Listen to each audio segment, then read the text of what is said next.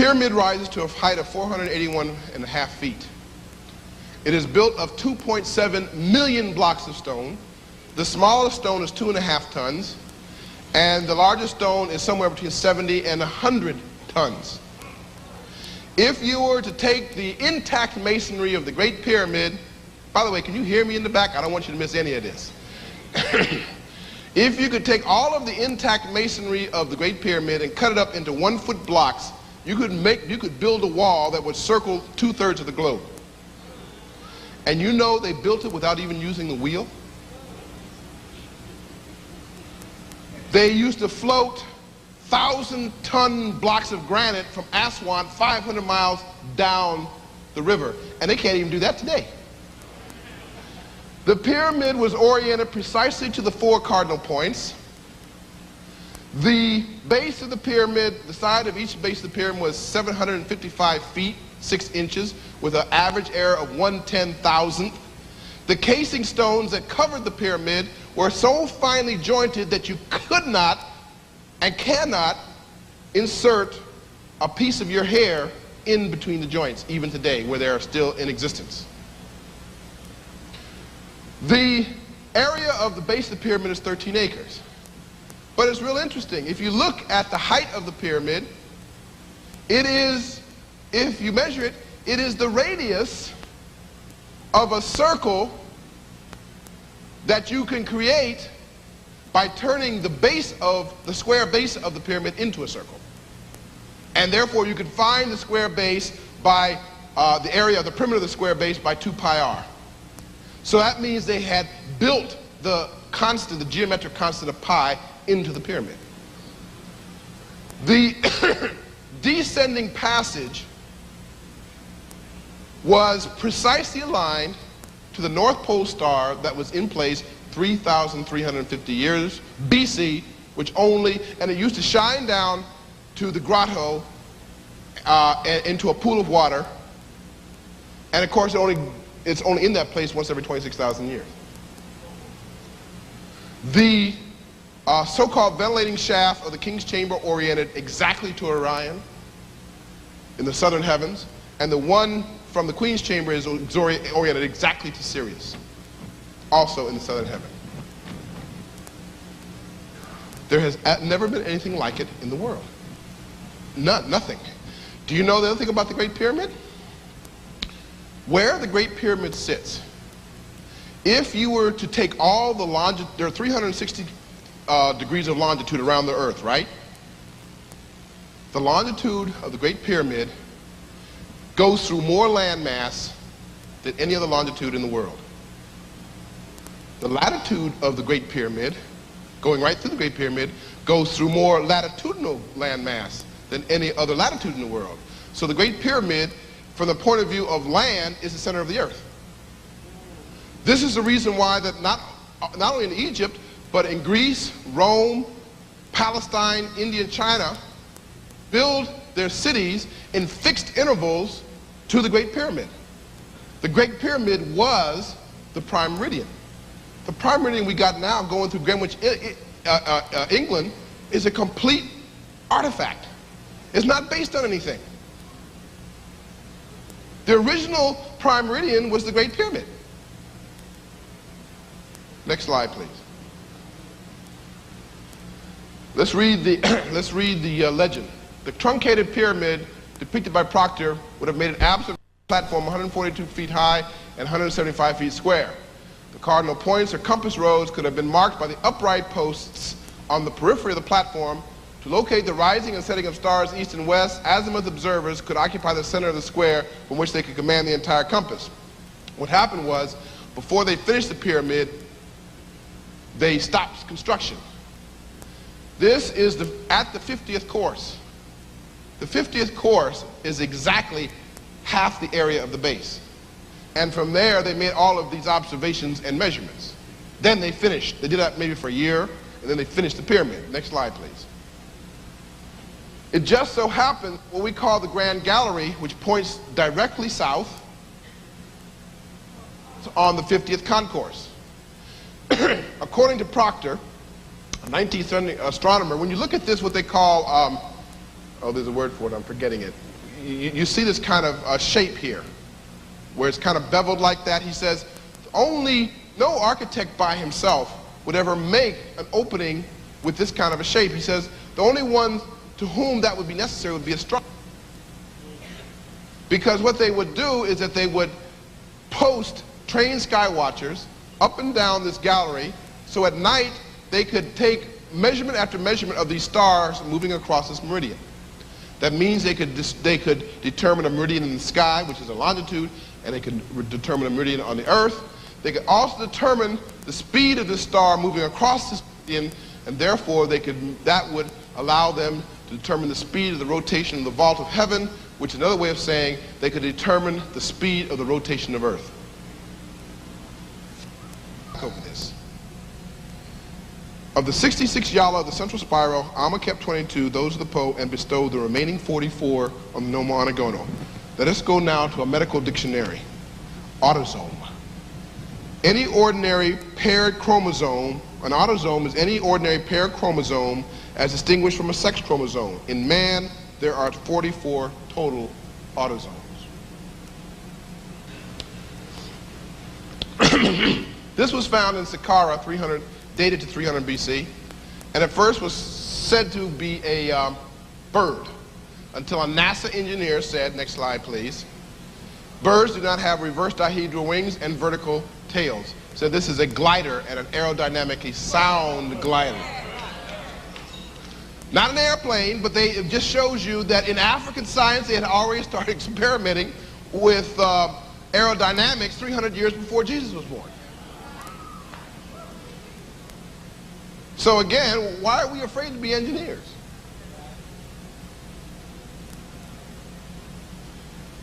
Next slide, please. Then I was surprised to find after about 5 years that I had collected 12 Europeans. The names of 12 Europeans who had actually seen or heard of blacks when they came. And that Christopher Columbus was the first of these. Christopher Columbus actually wrote in the Journal of the Second Voyage that when he was in Haiti, Native Americans came to them and told them that black-skinned people had come in large boats trading in gold-tipped metal spears. Columbus took 2 of these spears and sent them back to Spain to be assayed. They were microscopically inspected in Spain. And then they found that of 32 parts, 18 were gold, 6 of silver, and 8 of copper. That's identical with spears being forged in African Guinea. And all the songs that the Native Americans were using for these spears are the same songs that the Africans were using, Ghana and Kane and Kani and Ganin, etc. The Americans had added one word, Ganini, the gold merchants, which referred to the Africans bringing in these things. And then I found Ferdinand Columbus wrote a book on his father. He said, my father told me he saw Negroes north of Honduras. And then I found that Vasco Nunez de Balboa in September 25th in the year 1513, coming down the slopes of Caracua, which is in Darien, which we now call Panama, actually saw 2 tall black men among the Native Americans. The Spanish were startled. These men were about 1.5 feet taller than the Native American. They were exceedingly black. They had a different texture of hair, different features, and they asked the Native Americans where these black men come from, and they said, we don't know, but they're in a large settlement nearby. Just kept hearing stories. So then he called in an engineer, Avery, and Avery was the person who actually found some of these machines, had them reconstructed, checked out the smelt. They found 13 of these machines in Iron Age strata. So it was not something that they just suddenly fell upon, you know. And you find, for example, Lynch and Robbins of Michigan State coming upon Namorotunga. You hear stories and you just think it's fantasy or fiction. And then you go to check and then you discover these things. We discovered, for example, Africans are responsible for lots of breakthroughs in medicine. Cesarean sections. The cesarean section in particular, where the cesarean section led to fatalities, 100% fatalities in Europe, until they heard of successful operations in certain parts of Africa, the Baganda of Uganda, and Dr. Felkin and his team went out to check on what these Africans were doing so right that they were doing so wrong. They found that they had superior anesthetics. Now, this is not true of all Africa because things happen in specific places and later on they may spread. But they found that they had superior anesthetics, that the woman remained conscious during the operation. She only cried out once when the baby had been removed and they were to put spikes in to stitch her back. Then she cried out. Then they found they had superior antiseptics. This was a major thing that listed only introduced antiseptics in the operating theaters in Europe 2 years before. Now, when would have this been? What kind of time period were This we is talking about this kind of medical? 1881 exploration of this, because I went to NASA to study what blacks were doing in space and was starting to find that the leading technical astronaut in our space team is an African American, Colonel Gregory. And I was very fortunate because when I first went to NASA, they thought it was just a study of equal opportunity and things like that. And I insisted, no, I want to see the scientists. And that was extremely interesting because I actually sat in a spaceship. I managed to see a whole lot of things. Then NASA flew me to witness the blast off of the first black in space. And one discovered a whole range of things. I met Dr. Christine Darden, the leading woman at NASA, who is an African American.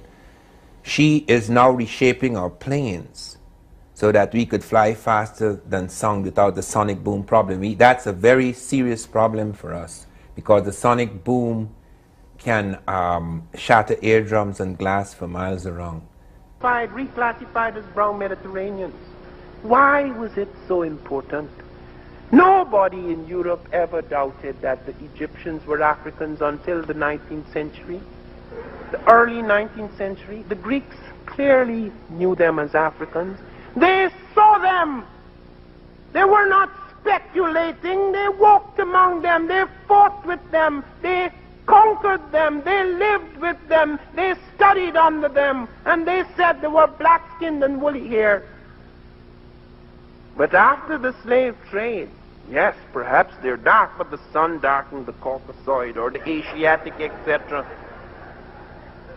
True, there were mixtures, obviously. Civilizations draw all sorts of things into them, and the Egyptians did not remain homogeneous. And there's the odd Egyptian here and there whom we cannot classify with absolute certainty as an Africoid. There is some intermarriage in certain stages, but there is absolutely no question in the light of a vast body of evidence that in the Pyramid Age, which was to establish the foundation of the political and religious structures and the techno-complex, that we are dealing with a dominant Africoid figure. And this is also in the Middle Kingdom, and it is also in the highest point of Egypt, the 18th and 19th dynasties. The brilliant essay by Le Grand Clerc II shows us very clearly that that is so. And it is so in the Sudanese dynasties in the evening of Egypt. But what we did not know for certain, and which we have found now, is the missing link, Ta-Seti. In 1962, an American team on the Keith Seal discovered a pharaonic dynasty south of Egypt, which had all the major markings of the pharaonic dynasties. There they found the palace facades and the palace erects. There they found the falcon god Horus, the son of God. Among the Egyptians, the Christ, the first Christ figure. And there they found the crown of the south, unmistakable shape of the crown of the south, and the heads of a dozen black pharaohs, even before Aha or Narmer-Menes or whoever, Scorpion or whoever was the first in Egypt. And there they found the beginnings of the hieroglyphs. In other words, there was now no question that the Nubian was not merely in the evening, he was in the dawn. Something significant can begin to happen because you see, America is still the leading country in the world. It's still the richest, the most powerful. But it has a problem that could destroy it. We are facing homogeneous giants in the East, Japan and China, that do not have these racial problems. And unless we solve these problems, we are in grave danger. because we could sabotage ourselves. So that I think it is critical that this knowledge should be handled in a certain way. While it may give pride to African Americans, which it should not lead to racial chauvinism, because one racial chauvinism versus another racial chauvinism is not going to solve the just problem. one other different kind of frozen vision. Yeah. The debate saying that Afrocentrism has two purposes. One is to solid historic scholarship, but the other is to create a historical root and source of black pride, and that the two get mixed up all the time. Yeah. Is that the case in terms of your colleagues and looking at the body of work that's out there? I think there are some people who invent or exaggerate, or at least put an emphasis on things that are not of any significance. For example, I remember a friend of mine whom I shall not name. He suffered enough. I always warned him. When I was at NASA, I was told about something quite extraordinary. I can't remember what it was. Oh yes, NASA told me that in Egypt, about 2300 BC or something like that, they found a glider. I remember reading this, yes. They found this glider. It didn't have an engine, but it was not a toy. They said it had aerodynamic qualities. I told him, I said, be very careful with this information. This is not on the level of the Wright brothers, but 2300 BC is not a joke. These guys were actually it's not 1903, experimenting. right? I made it quite clear, experimenting. With flight. Yeah, not realize that why we got this idea about people in the jungle is that the only way to escape slavery was to run into the jungle. I mean, in Mali, for example, we found postal networks, we found very sophisticated developments, but people ran into the jungle to escape slavery. We found an extraordinary people called the Dogon, who ran into the mountains. And they were studied by Marcel Griol and Germain Dietelin. And they, for example, they knew about the atom. They said everything is made up of invisible spinning particles. They knew of the exploding universe, the Big Bang. For example, they said the stars are running away from us. And we thought at first that was poetry until we realized what they were talking about. Because the stars are moving away from us. Because we are still expanding, the universe is still expanding. They had fixed upon a star that is impossible to see with the naked eye.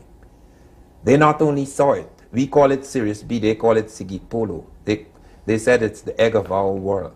They fixed on this star, which I say is impossible to see with the naked eye. They not only saw it, they plotted its orbit for Marcel Griol right up to the year 1990. NASA's map of the orbit is the same as that of the Dogon. We know about, I think, as evidence. And also that we have found, in the case of Egypt, we have found, for example, the Americans found that in 1962, that Egypt, the pharaohs were not born in Egypt at all. Keith Seal and his team discovered pharaohs in Nubia before Egypt. Okay, and we have found many things coming up from inner Africa. That is one of the new startling discoveries, that we find about 22 plants. 22 plants or parts of plants that turn up in Egypt that come from inner Africa. We also find a whole range of other things coming up into Egypt. We found, for example, at Zaire, some kind of mathematical thing which turns up later in one of the mathematical papyri of Egypt. So we're finding that you have, I prefer to call it inner Africa rather than Africa south of the Sahara, because it involves more than south of the Sahara coming up into Egypt. And they would move these big things and put it on the barges. The Japanese tried to put them on the barges capsized. So they had to use steamboats. Jumping straight back into high technology, they used steamboats. So then they got it down the steamboats and they got down to the desert. Now you have to lift it and put it in the desert and erect it. When they took the stone off the steamboat, it sank in the mud. When they dragged it out of the mud, it sank in the sand. So they got cranes. The cranes broke. Then they got better cranes. And they lifted it up, and then comes the problem. put it now in alignment like the great Egyptians. The Egyptians put those stones in such an alignment, they are 1/1000th of an inch accuracy. The only people on earth today who achieve that accuracy are opticians cutting glass. That is how they move that stone. That is how they cut that stone. The Japanese started to use helicopters. So they use air jackhammers instead of the so-called primitive tools or handmade tools or bronze tools. And then they use steamboats instead of the barges. And then they use cranes instead of all of these big masses of human labor they thought the Egyptians were using. And then they used helicopters. And then they decided they had to let it go. They couldn't do it. Images, and these images dominate us. These images dominate us, and the image of Africa has been totally destroyed by recent discoveries. It's just that most people do not know of those discoveries. And the discoveries are made by Euro-American scientists mainly. Peter Schmidt and Don Lavery, for example, discovered Africans were smelting steel 1,500 to 2,000 years ago. I'm going to use the conservative estimate, 1,500. They were smelting steel at a time when nobody in the world was smelting steel. And using a one-stage process, apparently, too. Well, what was so unusual about it is that they were preheating the air. And they had a system whereby because of preheating the air and because of the other things they introduced, they were able to achieve temperatures of 3,275 degrees Fahrenheit in the blast zone. That was never achieved until centuries later. Iron actually melts at 2,642 degrees Fahrenheit. So that when they achieved this 3,275 degrees Fahrenheit, carbon from the swamp grass which they introduced would invade the iron, producing carbon crystals. Therefore, they produced steel. This is they achieved temperatures about 200 to 400 degrees higher than anything achieved in Europe or elsewhere. And this simple steel. I mean, there's agriculture. And you have also breakthroughs and a whole range of other things. We find an astronomical observatory 300 years before Christ in northwest Kenya, a place called Namortunga, where we found the Africans 300 years before Christ had built an observatory, and they had aligned their stones to a range of stars and constellations, on the basis of which they had built one of the most accurate of prehistoric calendars. Had to let it go. They couldn't do it. And they were not using 50-ton blocks which the Egyptians put at the top of their skyscrapers. They were using 2-ton blocks of stone, and they couldn't do it. So make no mistake, you are dealing with extraordinary people.